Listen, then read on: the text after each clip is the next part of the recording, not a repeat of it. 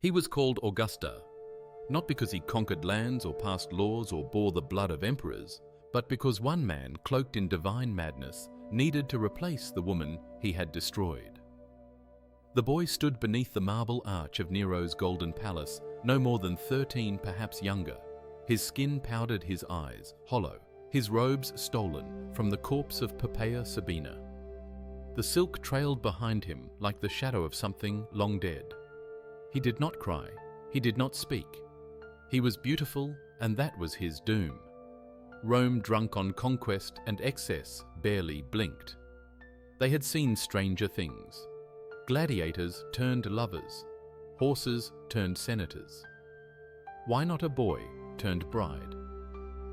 But to see it up close, to attend the wedding ceremony as senators did, to hear the imperial flutes play, as the boy, already castrated, was led by hand before the gods to wed, the emperor was to confront something far more disturbing than madness. It was to watch power twist reality until it snapped, and to see a child buried alive in a living role he could not escape. This is where our story begins, not with a murder, but with its echo. Not with love, but with the perversion of grief. Poppaea Sabina, the empress, the woman of silk and poison, had died kicked to death by her husband in a fit of rage, or so the whispers went. Her unborn child, too, was lost. Yet Nero, unable to face the emptiness she left, did not mourn. He replaced. From the depths of his palace, where slaves were numbered, not named Nero, summoned the one who looked most like her. It was said, Sporus had a softness to his face, a femininity that frightened and fascinated the emperor. His youth made him pliable. His silence made him useful. His beauty made him perfect. He was held down, cut open, made into something new, and then he was crowned. As the bridal veil descended over Sporus's head, the court applauded, not out of joy, but survival.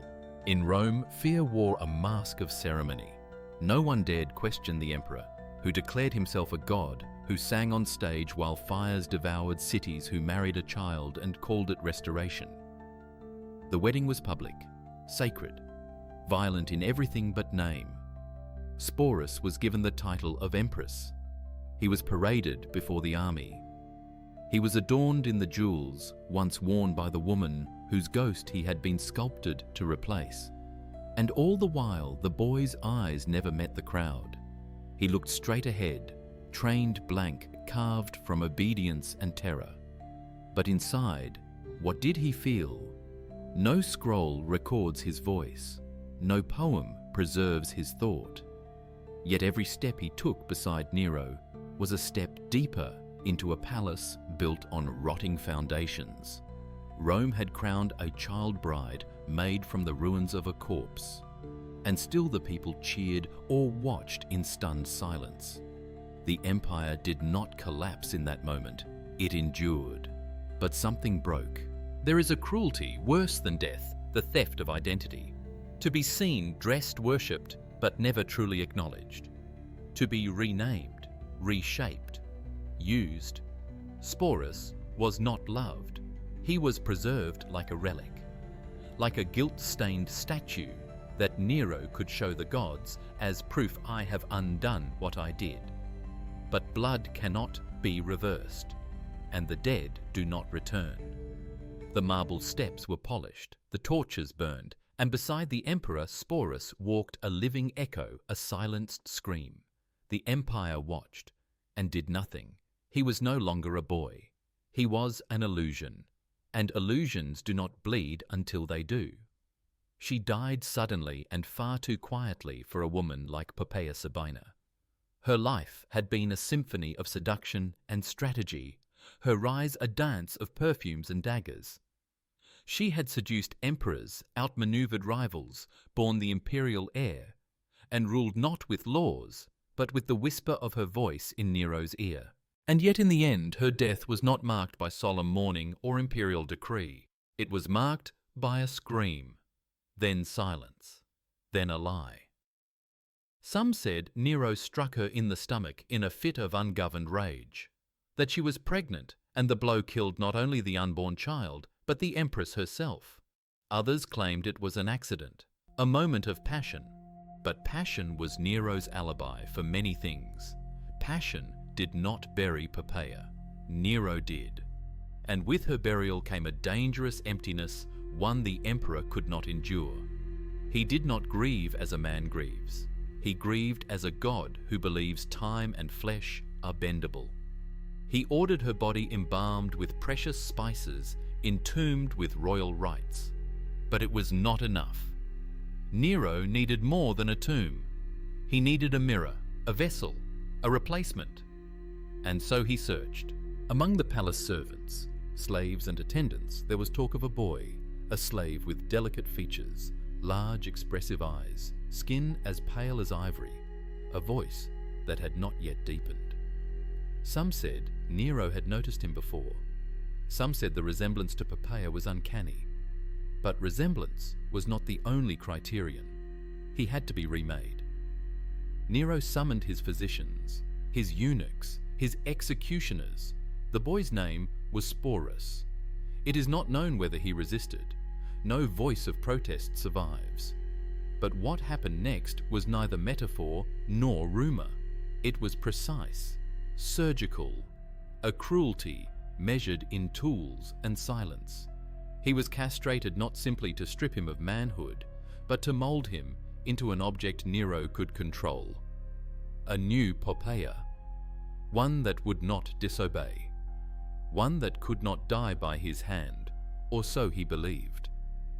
And then came the ceremony. It was not held in the shadows. Nero did not hide. The wedding took place before the eyes of Rome's elite. The groom was the emperor. The bride a trembling boy in a woman's veil still healing from wounds the state would never acknowledge. The guests watched. They clapped. They offered gifts. Not out of approval, but self-preservation. To question was to die. To mock was to vanish.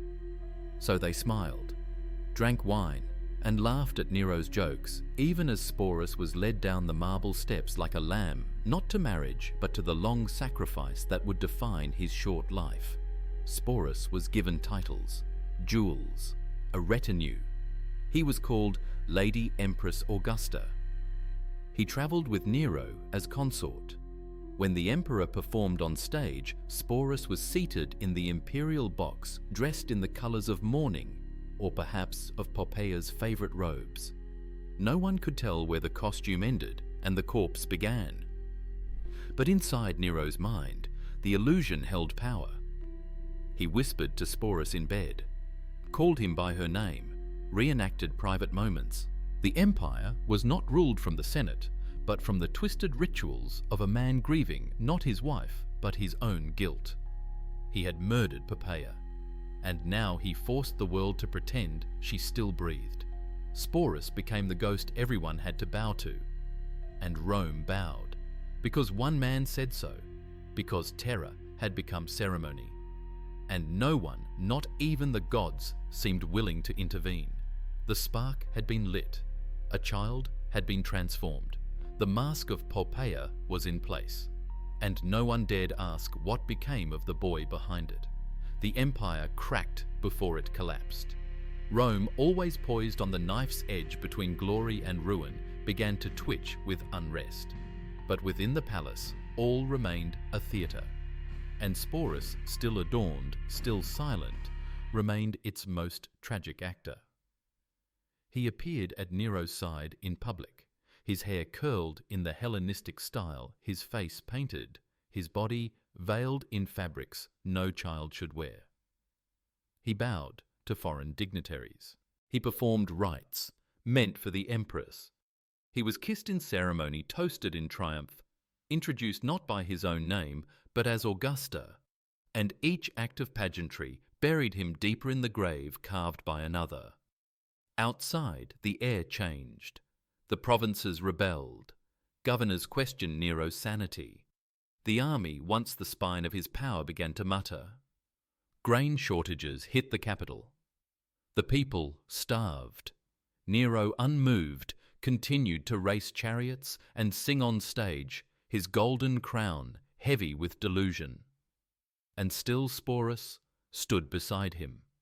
At first, Nero clung to Sporus like a talisman, a token of a time when Poppaea lived and his power went unchallenged. But slowly, Sporus became a mirror Nero could not bear to look into. The boy was a constant reminder of death, of guilt, of fragility, of how much had already slipped from his fingers. The emperor grew paranoid. He executed senators on a whisper. He tortured slaves for rumors. He burned documents before they could be read. Anyone who offered advice risked their tongue. Those who loved him were suspected. Those who feared him most of all were watched. Sporus, once his living ornament, became his obsession. And obsession curdled into cruelty. No one knows what passed between them in private. But Rome had its guesses. The boy who once sat at Nero's feet was now dragged through the imperial garden in costumes designed to mock femininity, made to perform dances in silence for crowds that barely held back laughter. Nero, increasingly intoxicated by humiliation, presented Sporus not as a partner, but as proof that he could shape human flesh into whatever form he pleased. That he, not nature, not Jupiter, not fate, dictated the laws of identity. And yet, even as he laughed, his world unraveled. Galba rose in Hispania. Vindex stirred the legions. One by one, provinces abandoned their loyalty. Coins once bearing Nero's image were melted down. His statues once revered were toppled by soldiers in marketplaces. Rome, hungry and bitter, began to curse his name aloud. Still, Nero refused to let Sporus go. He tightened his grip on the only creature who never defied him, or couldn't, or dared not. Sporus was not spared the collapse. He was the emperor's shadow, and when that shadow began to flicker and fade, he flickered with it. The palace was no longer a sanctuary, but a gilded cage on fire. Sporus was paraded less frequently now, not out of mercy, but because Nero feared the mockery more than ever. When the emperor slept, he woke with nightmares of betrayal. When he walked, he heard whispers behind every curtain. And in the silence that followed every failed poem, every dull performance, every awkward laugh, he found only Sporus beside him. Unchanging, unsmiling, unfree. They say the emperor once struck Sporus during a private outburst, screaming, "Why do you look at me like that?" But the boy said nothing. His expression had never changed. Perhaps Nero saw in him what he feared most, the face of someone who had once been human, now reshaped by violence and crowned in farce. The same fate he feared was coming for him. The empire he had ruled with fire was turning cold. And Sporus' ghost of Poppaea, prisoner of performance, stood silently at the edge of the abyss, chained not by iron, but by a crown he never asked for. It ended not with an assassination, but with abandonment. Power does not always fall by the blade. Sometimes it rots in place. And when Nero finally looked up from his stage, his songs, his illusions, he found the empire had quietly walked away. The Senate denounced him. The armies hailed a new emperor. His own guards, once fiercely loyal, had slipped coins from other hands. When Nero ordered his few remaining slaves to ready his escape, they hesitated. The gods had turned their faces. The people spat his name in the streets. He was no longer Caesar. He was a fugitive. And yet Sporus was still there. Of all the courtiers, generals, and lovers who once surrounded Nero, only a small handful followed him in flight. Sporus, pale as marble, and silent as ever, joined them. Whether out of loyalty, coercion, or the simple absence of any life beyond the emperor's shadow, we cannot say. But when Nero stumbled through back alleys in disguise, it was Sporus who followed. When he slept in a ditch outside a villa near the city gates, it was Sporus who curled beside him. When the messengers came telling him that Rome had condemned him to death in absentia, it was Sporus who listened. Nero wept. He tore at his robe. He screamed that no artist had ever been so unloved. And then he demanded Sporus sing to him a lullaby he remembered from Poppaea's chamber. It was there in the darkness of a borrowed cellar that Nero decided he would not return to Rome. He would not give them the pleasure of spectacle. If he must die, he would die as Caesar by his own hand. But he could not do it. He held the blade to his throat, hesitated, wept again, cried out for help, and in that moment, the man who once called himself a god leaned into the arms of his freedman, Epaphroditus, and begged him to strike. The blade was driven home into Nero's neck. He gasped, bled, died. The reign of terror was over, but not for Sporus. The boy who had once been dressed in jewels, who had been forced to marry the ghost of a dead empress's image, now stood alone in a world that only knew him through Nero's gaze. He was not a citizen. He had no wealth, no family, no rights. He had been a weapon, a decoration, a reflection. And now he was just a reminder. Sporus returned to a city that didn't want him, not as a person, as a symbol. And symbols are dangerous. Rome had a new emperor, Galba, then Otho, then Vitellius. Chaos devoured the streets. Senators were dragged from their homes. The Praetorian Guard played kingmaker. Heads rolled through the forum like children's games. And Sporus, too infamous to disappear, too powerless to resist, was passed from one man to the next, not as a victim to be pitied, but as a joke to be told at banquets. They laughed at the name Augusta. They called him Nero's widow.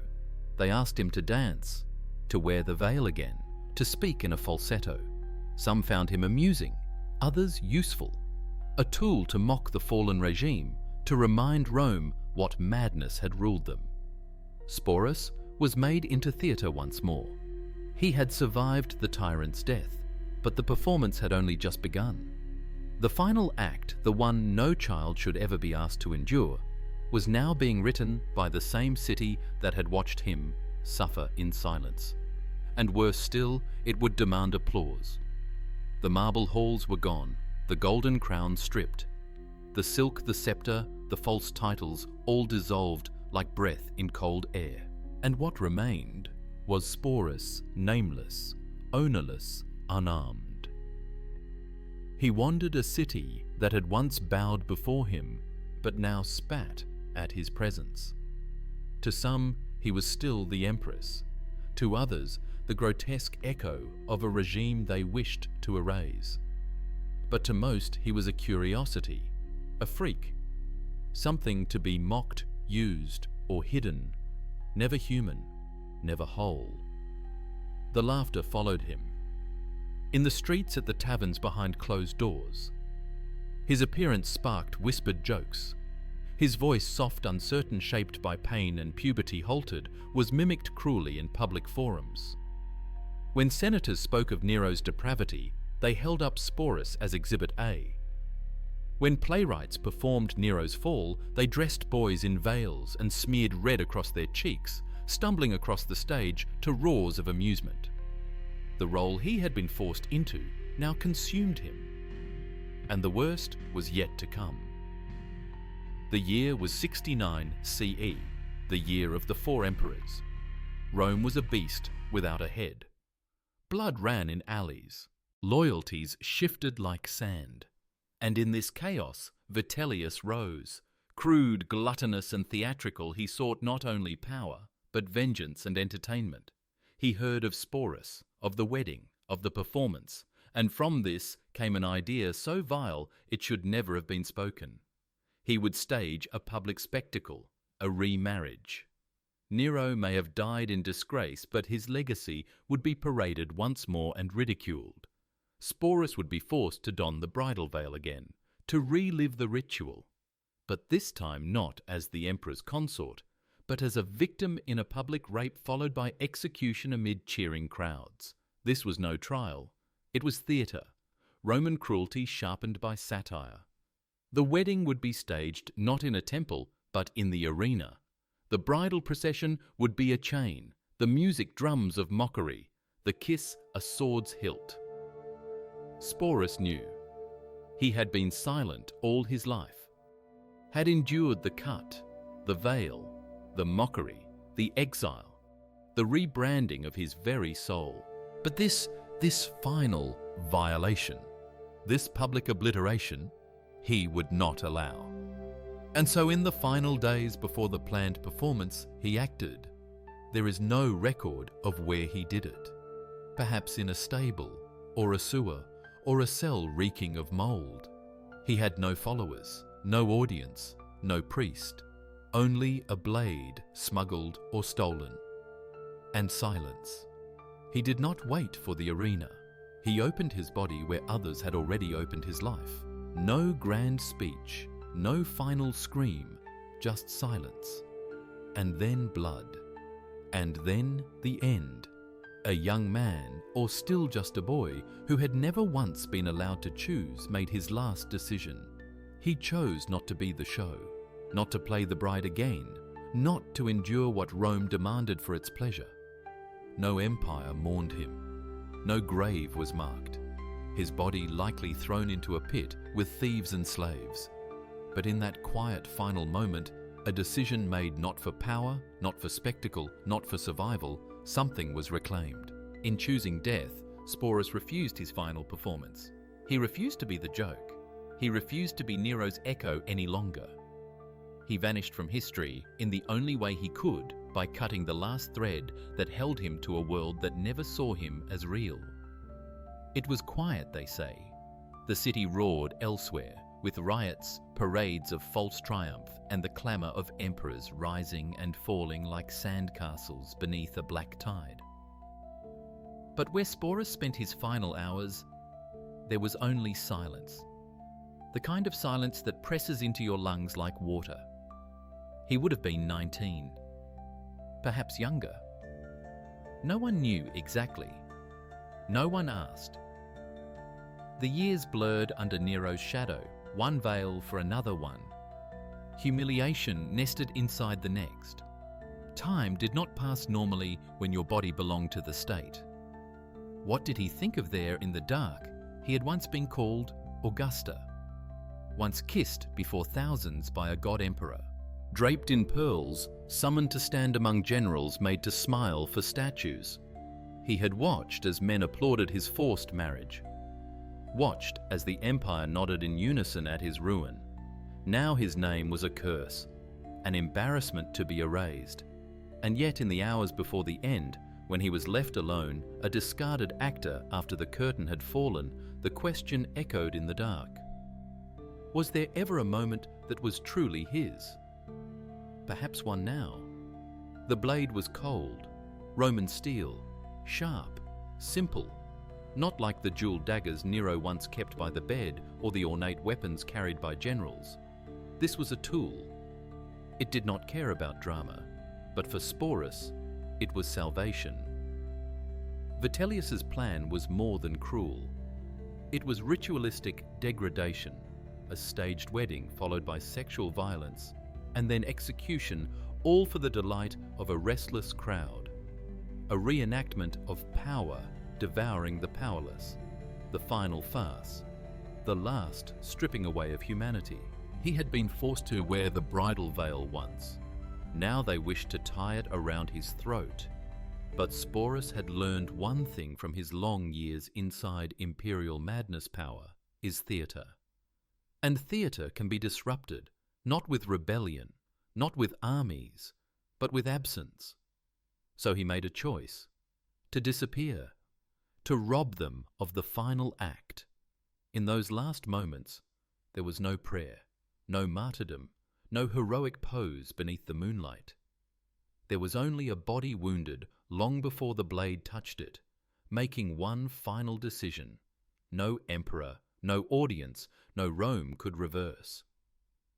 There are no witnesses, no testimony, only the aftermath. The wedding was cancelled. The crowd dispersed. Vitellius moved on to another joke, another show, another conquest. The absence of Sporus was hardly noted. But in that absence, something profound remained. He had been silenced all his life, every word spoken for him, every choice made for him. But silence in the end became his weapon. He gave Rome nothing, not the satisfaction of a scream, not the image of a broken boy led to slaughter, not the performance they thirsted for. He vanished like smoke, leaving behind not a spectacle, but a question. What do we become when we applaud cruelty? Sporus had no statue, no coin, no tomb. But his final breath spoke louder than any monument. In a world that demanded his obedience, his identity, his dignity, he refused to die on their terms. And in that refusal, however small, however tragic, there was a flicker of something Rome could not crush. A soul still burning. Death came quietly, but it was execution all the same. There was no scaffold, no howling crowd, no soldier with a blade raised high. Just a boy in shadow pressing cold iron into soft flesh. But make no mistake, this was not suicide. This was a sentence, passed long ago, signed not by law, but by empire, carried out not with spectacle, but with silence. Sporus died by his own hand, but the hand had been shaped by others.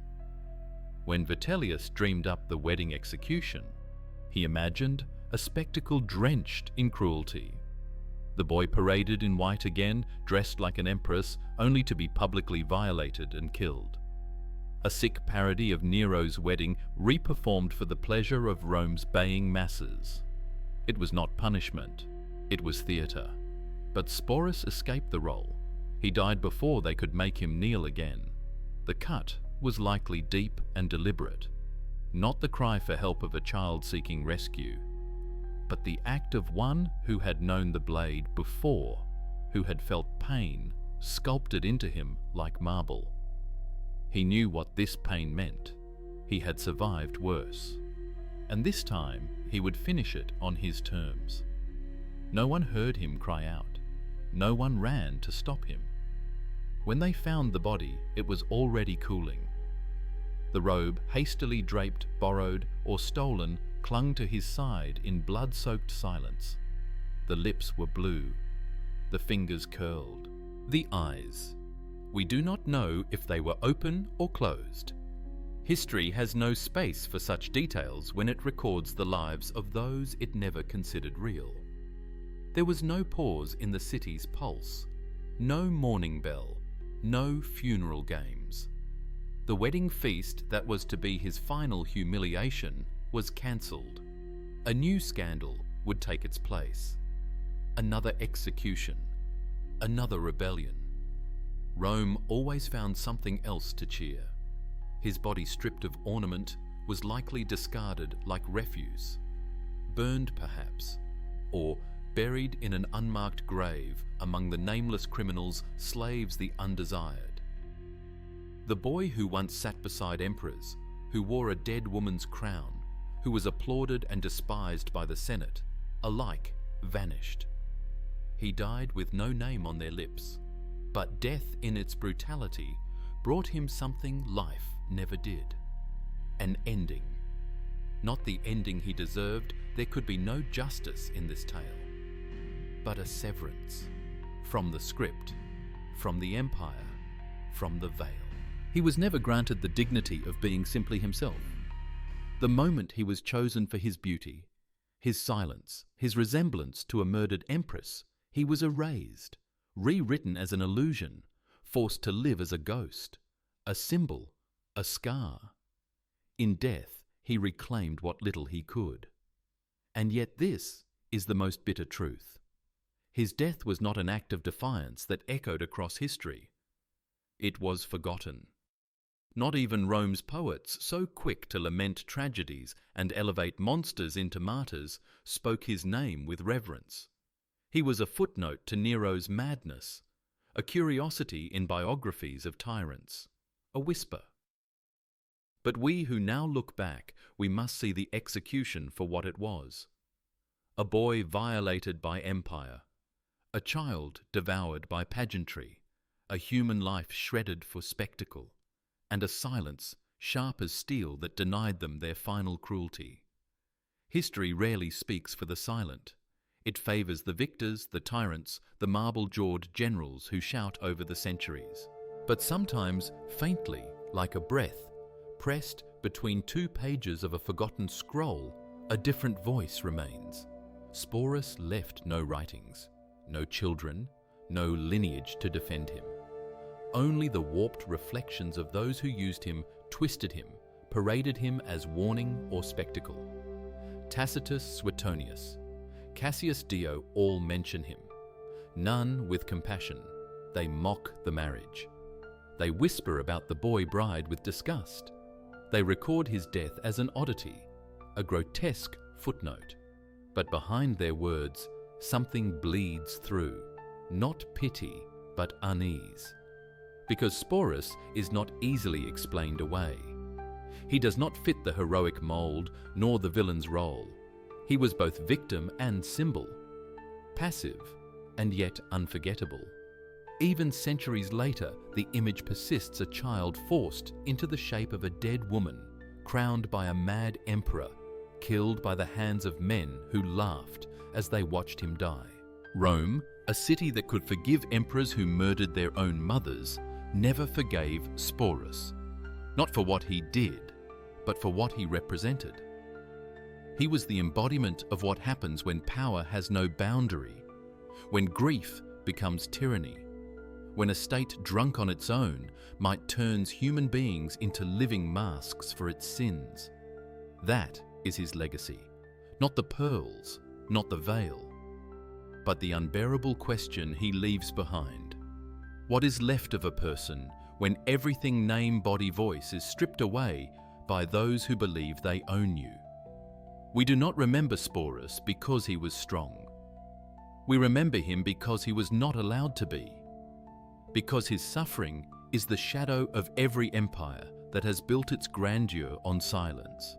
Because his story, fragmented, cruel, nearly erased, still haunts those who dare to look past the monuments and see the bodies buried beneath. He teaches us nothing simple, only that some wounds are not meant to be heroic, that not all tragedies end with justice, that sometimes the only resistance left is to refuse the final humiliation. In the centuries after his death, Rome continued to devour itself. Nero's name became a curse, a warning, a myth. His palace burned. His statues were pulled down. His bloodline vanished. And yet in dark corners of memory, Sporus remained not as a man, not as a woman, not even as a full person in the eyes of Rome, but as a ghost they could never quite exorcise. He was meant to be forgotten. But forgetting him cleanly is impossible, because to forget Sporus is to forget what Rome did, not only with its sword but with its silence, with its pageantry, with its refusal to see. And perhaps that is why he matters. Not because he changed the world, but because the world changed him and then tried to erase what it had done. In the end, there is no justice in this story, only memory. And if we remember Sporus, if we speak his name not with mockery but with mourning, perhaps we reclaim something Rome tried so hard to crush the soul behind the mask. Because even in a world ruled by monsters, even in silence, a human voice can endure. And Sporus endures. Still veiled, still waiting, still watching the empire that buried him. From the darkness it cannot hide.